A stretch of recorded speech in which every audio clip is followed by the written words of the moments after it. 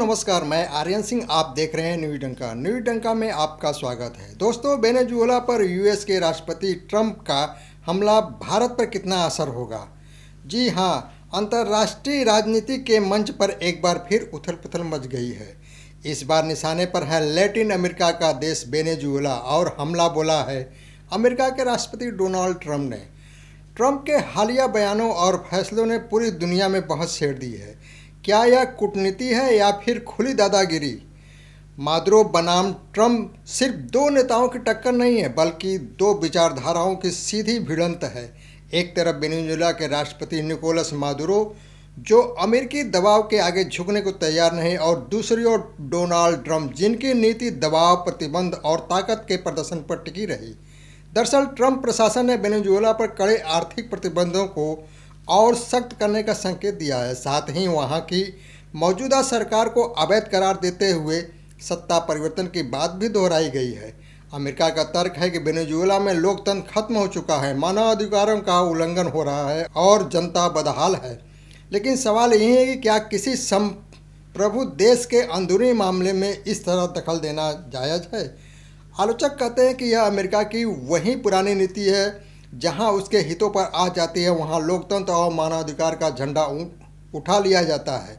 Venezuela तेल संपदा से भरपूर देश और जानकार मानते हैं कि असली लड़ाई सत्ता से ज़्यादा ऊर्जा संसाधनों पर नियंत्रित की है। ट्रंप के बयान आते हैं रूस, चीन, ईरान और क्यूबा जैसे देशों ने तीखी प्रतिक्रिया दी है। रूस ने साफ कहा है कि अमेरिका वेनेजुएला को अस्थिर करने की कोशिश कर रहा है। चीन ने भी चेतावनी दी है कि किसी देश पर बाहरी दबाव अंतर्राष्ट्रीय कानून का उल्लंघन है। संयुक्त राष्ट्र में भी इस मुद्दे पर गर्म माहौल है। कई देशों ने अमेरिका के रुख को एक तरफा और आक्रामक बताया है। मानवाधिकार संगठनों का कहना है कि प्रतिबंधों की सबसे बड़ी मार आम जनता पर पड़ती है। दवाइयों की कमी, महंगाई और भूखमरी जैसे समस्याएं और बढ़ जाती है। अब जरा वेनेजुएला की स्थिति पर नज़र डालते हैं। पहले से ही आर्थिक संकट से जूझ रहा यह देश प्रतिबंधों के कारण और ज़्यादा मुश्किल में है। सरकार समर्थक कहते हैं कि यह सब अमेरिका की साजिश है, जबकि विपक्ष इसे सत्ता की नाकामी मानता है, यानी देश अंदर से ही बटा हुआ है। ट्रंप की राजनीति को उनके समर्थक मजबूत नेतृत्व बताते हैं, लेकिन विरोधी इसे खुली दादागिरी करार दे रहे हैं। सवाल उठता है कि अगर ताकतवर देश इसी तरह कमज़ोर देशों पर दबाव बनाए तो फिर अंतर्राष्ट्रीय कानून और संप्रभुता का मतलब ही क्या रह जाएगा?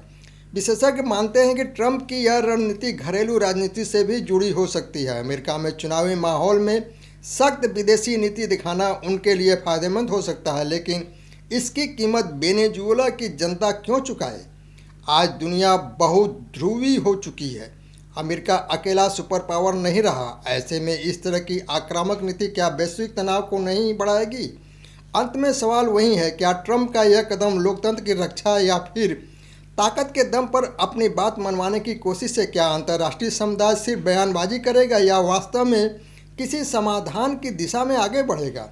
फिलहाल इतना तय है कि वेनेजुएला पर ट्रंप का हमला सिर्फ एक देश तक सीमित नहीं है, बल्कि यह पूरी वैश्विक राजनीति के लिए एक खतरनाक संकेत बनता जा रहा है। इस पूरे घटनाक्रम से यही संकेत मिलता है कि भारत को सतर्क और संतुलित कूटनीति अपनानी होगी।